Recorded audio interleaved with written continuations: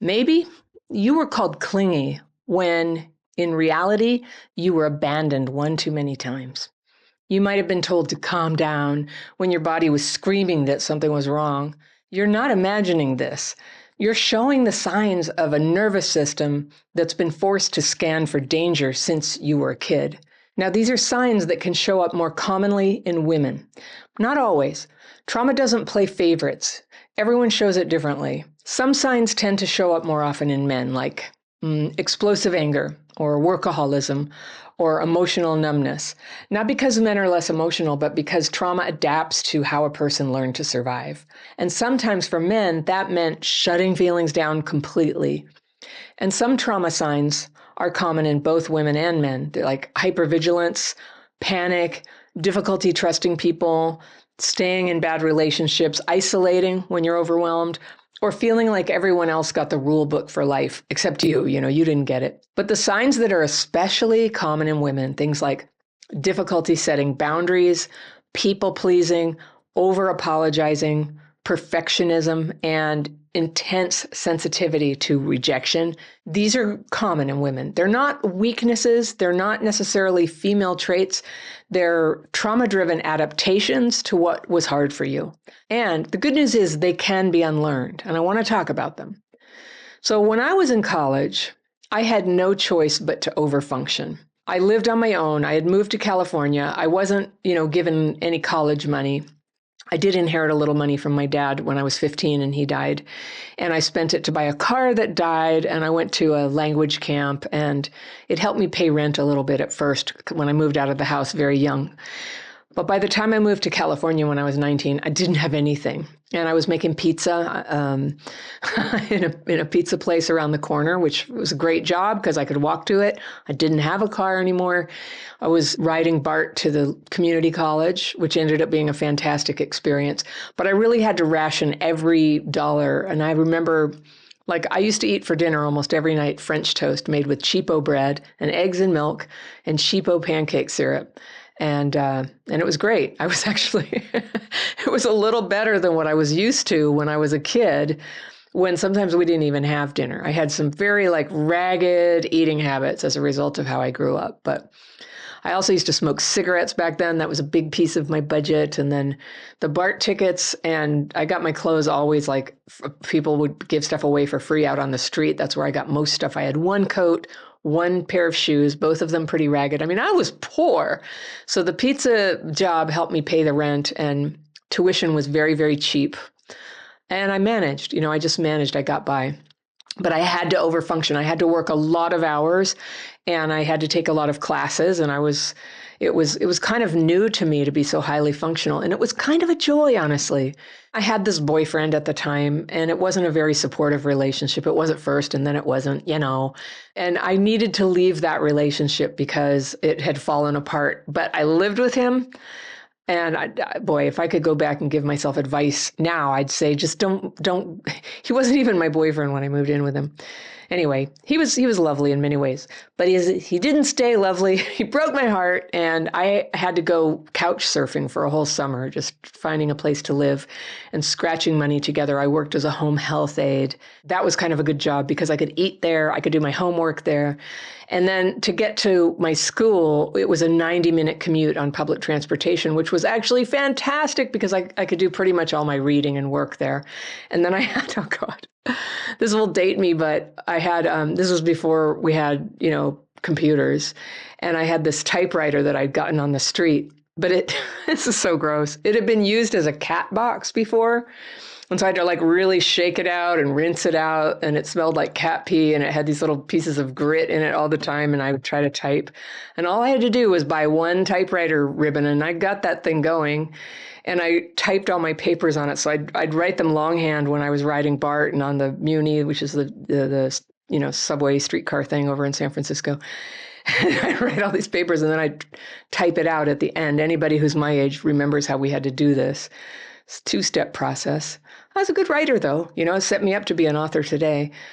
But I'd write papers. And one time when I had a long paper to write, hitting those keys through all the cat litter. Oh, God. I'm embarrassed telling you this. It's so gross. But I'm just telling you, it took a lot of effort to be me back then.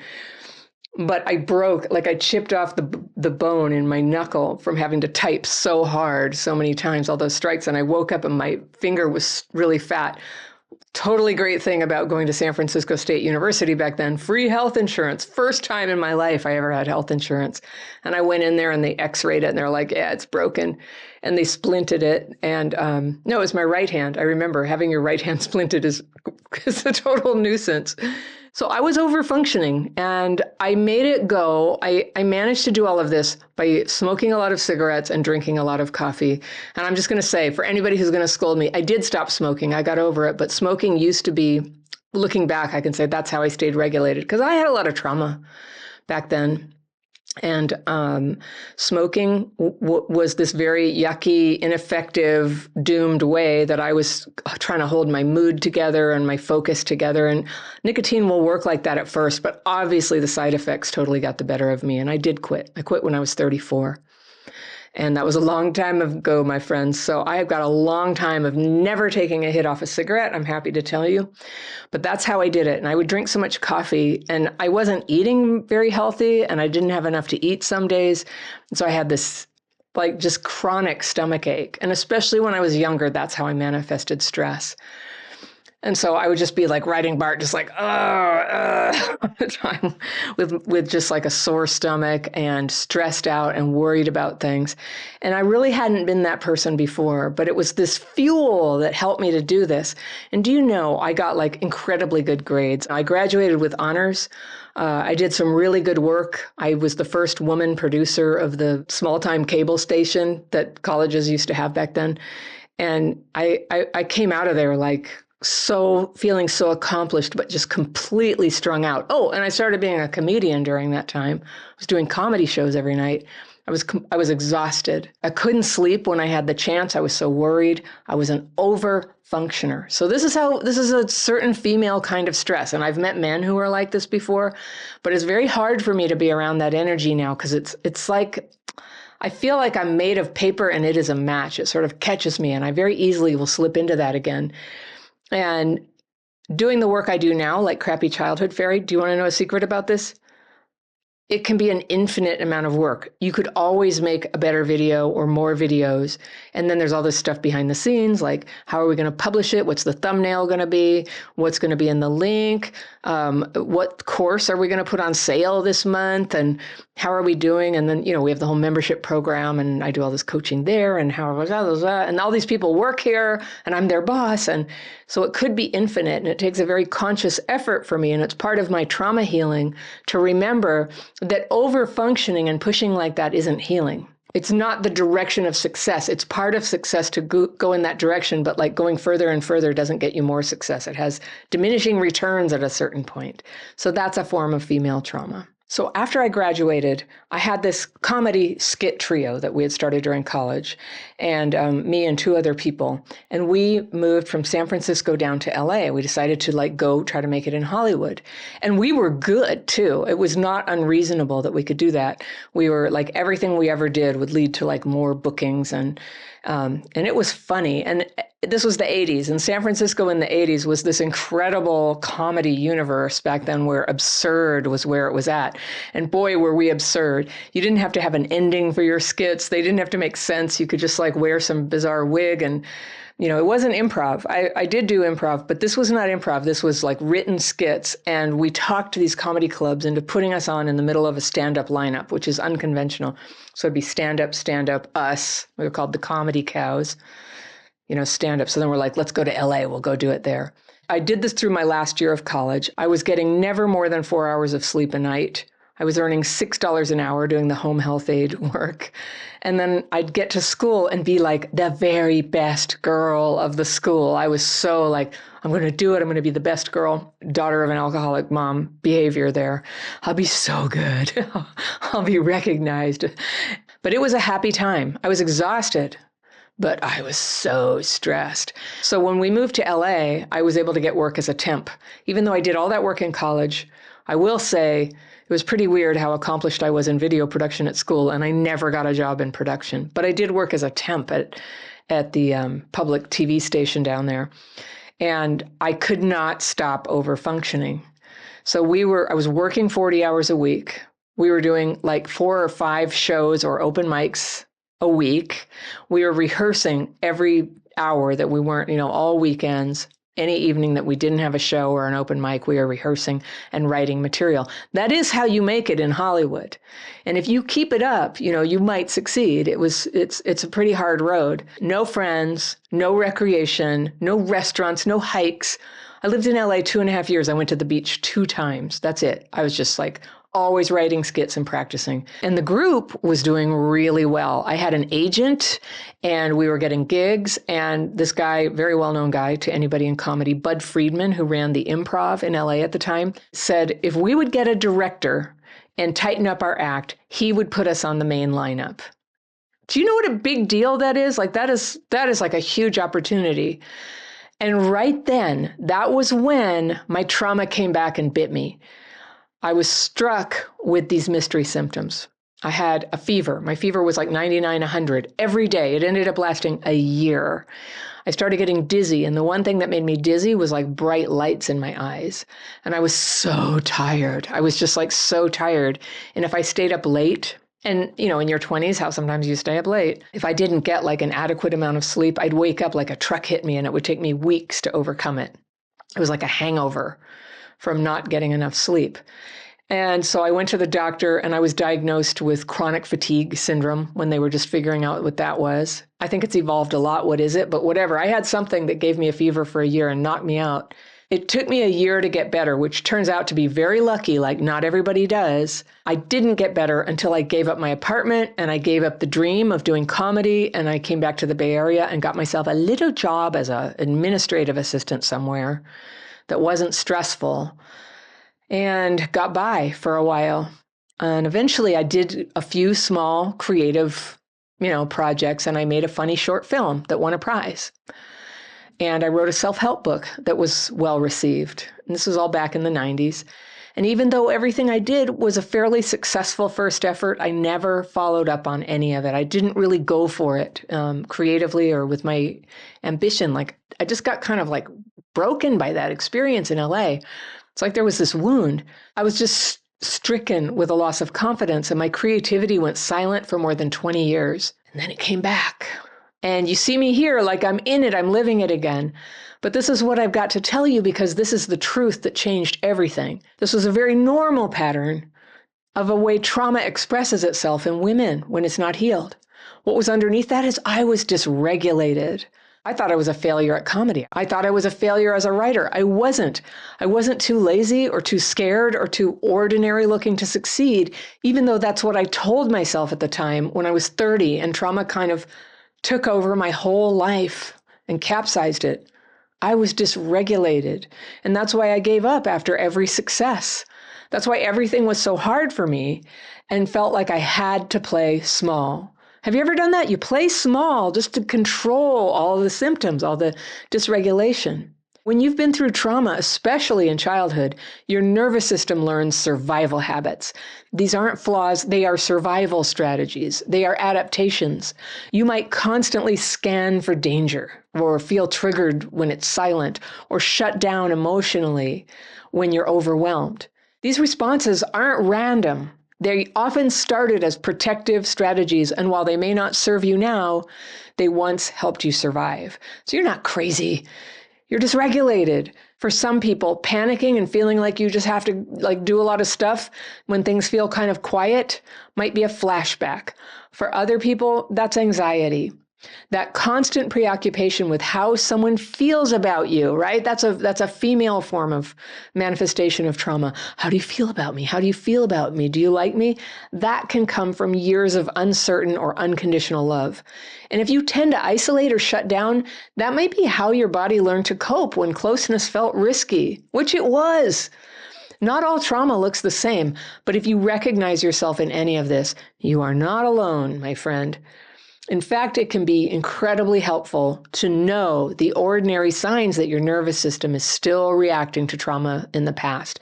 If you want to see that list, I have a free download that goes through the signs of dysregulation, and you can see how many of these are going on with you right now. I'll put that in the first link down in the description section below this video, okay? The dysregulation quiz. So stop thinking of it like you're overreacting. Think of it like you're over surviving.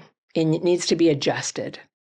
So what do you do when everything feels like too much, right? Here are 3 grounded things that you can do today to start changing your life. Sometimes healing starts with small actions, but other times you need to make a bigger move. Something like set the frickin' boundary already, or break up with somebody, or make a real decision to walk away from things that are draining you. Change does not always wait for you to feel ready. It gets built in the moment you stop tolerating what isn't working. See, when we just go ahead and crap fit and fit ourselves to terrible situations, nothing can change. We're just like holding everything still. So when you stop tolerating it, boom, it begins. All right, so here's the first thing. Catch that sorry reflex and replace it with one true sentence. If you apologize all the time, another female trauma expression, I'm sorry. If you're like that and you didn't hurt anyone, this is a trauma adaptation. It's not manners, it's a survival strategy that you learned when love and safety were conditional. So when you get the urge to apologize, so let's say somebody asks you something and you don't know the answer, you don't have to say, sorry, I don't know. You can say, I don't know. And if you were a little late to something and you want to come in and say, I'm sorry I was so late, you can say, thank you for waiting for me. Do you hear the difference in that? There's like apologizing and then there's acknowledging and staying in what's true. It feels weird at first to stop saying sorry, but it teaches your nervous system that you don't have to shrink and be small to stay connected with people. This is actually a way to show up more honestly and more powerfully with other people. All right, number 2, get rid of one task that's not yours to carry. If your stress is always at a 9 and you're still telling yourself that you're not doing enough, you're probably overfunctioning. Overfunctioning is what happens when you're not used to have space to take care of your own needs. You rush, you hurry. And today, I want you to pick one thing that you're doing that is not your responsibility and drop it. You know what mine was today? I've been getting after my son to make this phone call to somebody who has this training program. And I've been getting after him. And even though several people have said, he's got to lead this, just let him make the phone call when he's ready. And so I told him, I said, I just realized this is your phone call to make. I'm not going to bug you about it anymore. And he said, okay.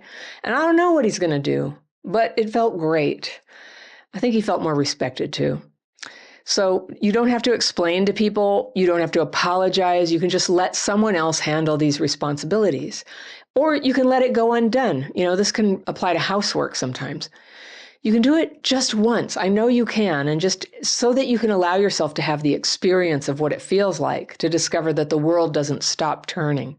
This is how you start setting boundaries without needing a big confrontation or a script on what to say. All right, number 3, say one honest thing to someone who has earned your trust. If rejection sensitivity is running your life, it can feel like honesty will just get you hurt or abandoned. But staying silent can hurt you too. You become invisible to people when you never express what you think, what you feel, good or bad. So the next time you want to speak up about something you disagree with or that's hurt your feelings, but you're afraid it will piss someone off, try this. Say one small, honest thing. And if you can, practice this with someone who has shown you kindness. Not your boss, not yet. Not your most distant friend. Someone who sees you and who responds with warmth. Say something simple like, ouch, that kind of hurt my feelings. Or, I could really use some support right now. Or even, well, I don't agree. Radical statement, right? People disagreeing is like this hot button right now, but just try it. Just try saying, well, I guess I don't agree with that. You don't have to elaborate. You could just express it. Sometimes people are surprised. They're so used to you being quiet, they might not even realize that everything they say isn't matched in your mind. And so you're doing a service to people. It's a little bit of a boundary. It's a little definition to who you are. You don't have to be perfect at this.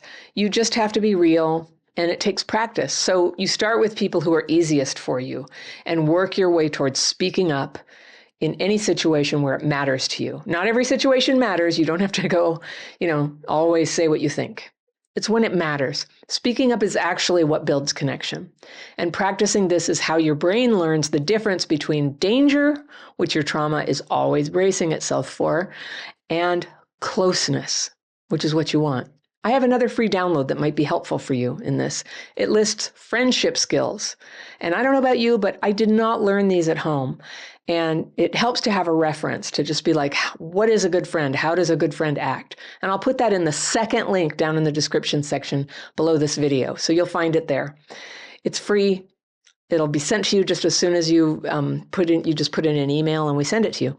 For some people who grew up in fear, they learn to carry everyone else's emotions and ignore their own.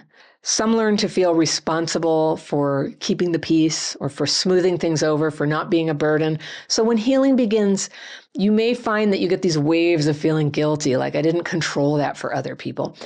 It can feel selfish. It can feel wrong. And this is what trauma does. It can teach you that self-protection is betrayal and that being calm is never safe and that being in pain is more normal. So it makes sense if trust feels hard, if love makes you want to run, if you find yourself, choosing people who don't trust you, if you find yourself choosing people who don't treat you well. We do that sometimes because it feels familiar. I don't think that's all of it, but it feels normal. Healing means learning a new normal, feeling safe with safe people, and it starts with regulation of your nervous system. Just stop attacking yourself like you're some kind of screw up. We all have made mistakes. We're working on it. You're powerful. Your emotions are not too big. You just had to carry just a lot. It was too much. You were too young. And, in fact, love too. The longing for love that you have, it's not a weakness. It's nothing you have to feel ashamed about. It means you're still alive inside. You're already doing the most productive thing. You're healing from the past. And every time you go for that walk or eat that real meal or you stay connected to a friend, you're building the strength that you've always needed. This is what real recovery looks like. Not perfect, not polished, but honest. You fall down, you get back up. You learn new tools and you keep showing up even on the days when it's messy. Messy is the new normal. If you're tired of waiting to be ready, good. Start now, start small. Start while you're still unsure, like where this is all going, because the life you want is built by what you do today. You don't have to stay stuck. You can start changing things today, even if it's just one small thing. If you like this video, I've got one you're going to love right here, and I will see you very soon. Dysregulation gets activated when you're confronted with stressors and crises. The perceived noise of all that stress is you're experiencing it like flooding, like loud.